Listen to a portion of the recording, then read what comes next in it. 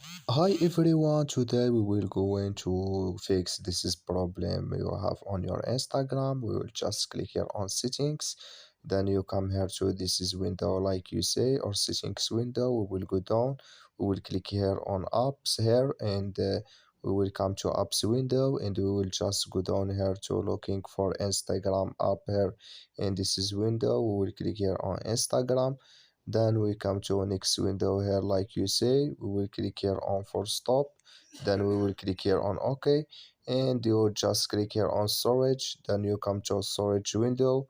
You just click here on clear cache, then you click here on clear data, and you just go to Play Store and update your Instagram app and it's going to work with you.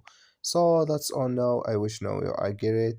Thank you for your watching. Don't forget to support us by like and subscribe, and see you in next video about all Instagram settings.